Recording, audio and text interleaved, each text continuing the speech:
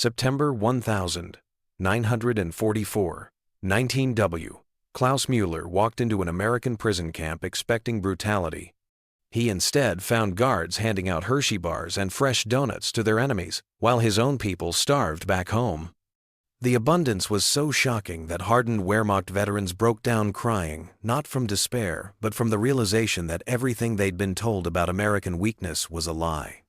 But what happens to a soldier's mind when he discovers his enemy treats prisoners better than his own government treats its citizens? The year is 1944, and Wehrmacht Sergeant Klaus Müller presses his face against the cattle car's wooden slats, watching the American countryside roll past in impossible abundance. Fields stretch endlessly green under autumn skies, unmarked by bomb craters or artillery scars. For 18 months he subsisted on ersatz coffee made from acorns and black bread mixed with sawdust, while Allied bombers reduced German cities to moonscapes of rubble and ash. His ribs press sharp against skin that's forgotten the weight of proper meals. The other prisoners huddle in railway car darkness, their hollow eyes reflecting the same mixture of fear and resignation that's haunted German forces since Stalingrad's frozen hell. The Geneva Convention supposedly governs prisoner treatment, but Klaus expects the Americans to mirror SS brutality because isn't that how war works? Strength respects only superior strength, weakness invites destruction, and enemies deserve nothing but contempt. These lessons, hammered into his skull since Hitler youth days, feel as solid as the rifle he carried across North Africa's burning sands and Normandy's blood-soaked beaches. The train shudders to a halt at Camp Shelby, Mississippi, where September heat shimmers off endless rows of pristine white barracks that look more like vacation cottages than prison compounds. Klaus emerges blinking into sunlight that seems somehow brighter than European sun, his Wehrmacht uniform hanging loose on a frame carved thin by months of retreat and desperate rationing. American guards approach and Klaus tenses for brutality, but these aren't snarling attack dogs or jackbooted thugs. Young men barely out of high school offer Lucky Strike cigarettes and steaming cups of genuine coffee from metal containers that smell like heaven. The liquid burns his throat, rich and black and real, nothing like the chicory substitutes German civilians fight over in bombed-out grocery queues. One guard, maybe 18 years old, with kind eyes behind wire-rimmed glasses, gestures toward a wooden building with the casual friendliness reserved for guests rather than enemies. Klaus's stomach clenches, expecting interrogation chambers fitted with electrical wires and rubber hoses. Instead, he finds himself standing in a mess hall that defies every assumption about wartime scarcity and enemy treatment. Long tables stretch under electric lights that actually work, laden with portions that make his knees weak and vision blur. Fresh white bread, soft and warm, sits alongside real butter-colored golden yellow rather than the gray margarine substitutes back home. Slabs of beef, larger than anything he's seen since peacetime, rest on metal trays beside mountains of genuine potatoes. But it's the impossible sight at the far end that stops his heart completely. Rows of Hershey bars, chocolate donuts glazed with actual sugar, and pastries that belong in peacetime bakeries, not prisoner of war camps designed for enemy soldiers. The revelations multiply with each passing dawn, each discovery hammering another crack in Klaus's understanding of reality and everything he believed about American weakness. Ice cream trucks arrive every Wednesday afternoon, their cheerful bells playing melodies that sound like childhood memories, announcing flavors he'd forgotten existed in a world gone mad with rationing. Vanilla, chocolate, strawberry, even exotic combinations like Rocky Road and butter pecan, served in generous double scoops to men who'd tried killing Americans just months before on Normandy's beaches. Klaus watches fellow prisoners weep openly, not from despair, but from the overwhelming sensory shock of sugar dissolving on tongues that hadn't tasted sweetness since 1941. Coca-Cola deliveries follow like clockwork. Entire cases of the fizzy brown liquid that tastes like liquid candy in childhood summers, distributed as casually as water to men accustomed to drinking from bomb-cratered wells.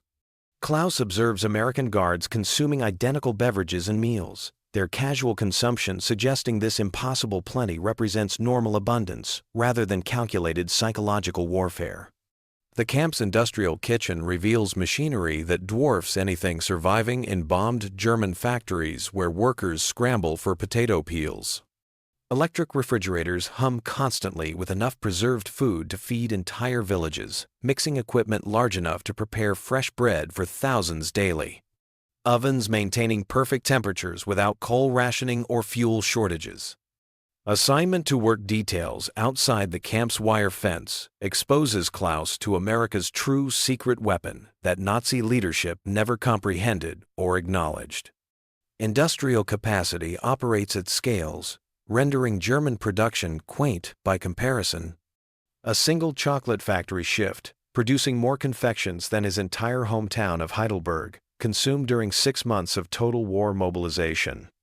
Assembly lines move with mechanical precision and mathematical efficiency, workers appearing well-fed and genuinely motivated rather than driven by fear, ideology, or desperation. The stark contrast haunts Klaus during quiet evening hours when American guards willingly share family photographs, teach basic English phrases with patient repetition, and discuss their ordinary lives with casual openness that suggests they view German prisoners not as dangerous enemies, but as fundamentally decent men led astray by evil leadership. Guard Corporal Jimmy Patterson, a cheerful farm boy from Iowa's cornfields, describes his family's victory garden with obvious pride. While sharing homemade oatmeal cookies, his mother sent wrapped in wax paper and love. The simple humanity embedded in these small gestures begins dissolving Klaus's carefully constructed worldview like sugar cubes in warm rain. How can a nation demonstrating such casual generosity, such staggering material abundance, such unshakable confidence in its fundamental values, represent the desperate, decadent enemy that Nazi propaganda broadcasts describe nightly? Every shared meal, every casual conversation, every unexpected act of human kindness forces Klaus deeper into uncomfortable psychological territory where core beliefs crumble against overwhelming contradictory evidence. Christmas Eve 1944 arrives with Mississippi snow dusting the camp's white barracks like powdered sugar on gingerbread houses, creating an almost magical atmosphere that Klaus never expected in enemy captivity.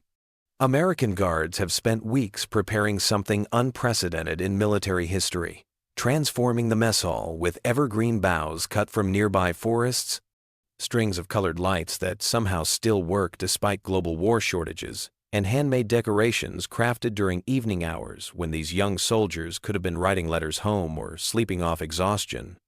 Klaus enters expecting the usual abundant meal that still shocks his system daily, but tonight transcends even American standards of impossible generosity.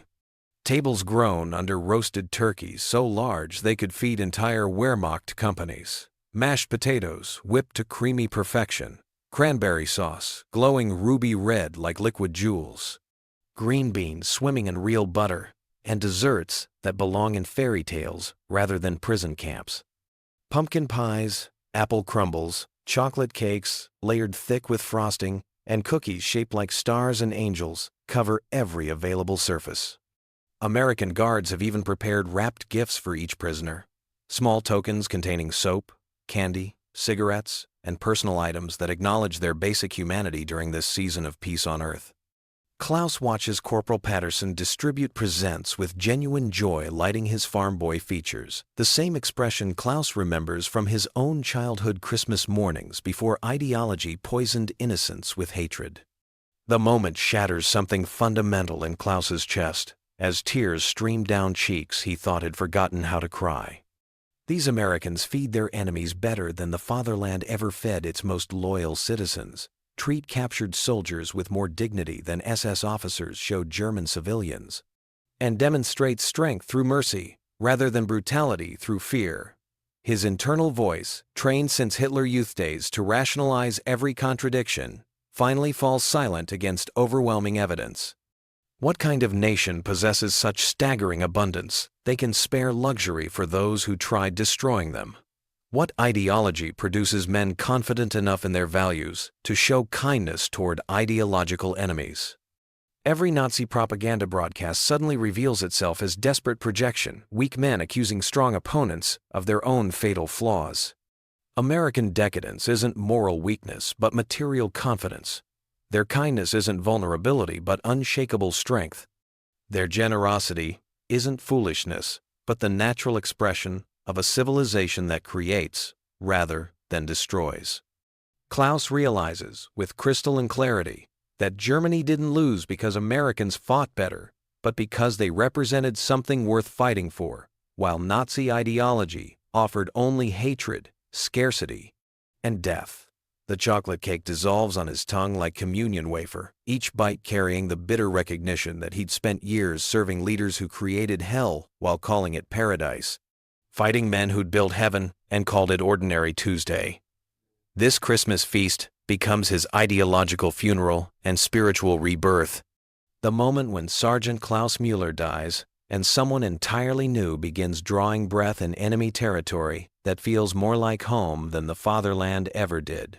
Hamburg's destroyed harbor emerges through Atlantic fog in March 1946, its skeletal cranes reaching toward gray skies like the fingers of buried giants, welcoming Klaus back to a homeland that feels more foreign than Mississippi ever did during 2 years of American captivity.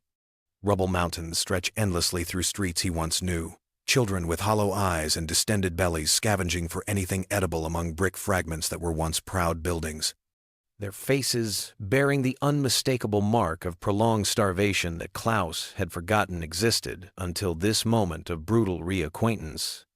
His mother waits on the dock, her frame so diminished by hunger that he barely recognizes the woman who once fed him stolen apples and bedtime stories, her dress hanging like a shroud, on bones that jut sharp beneath fabric worn thin by years of washing without soap.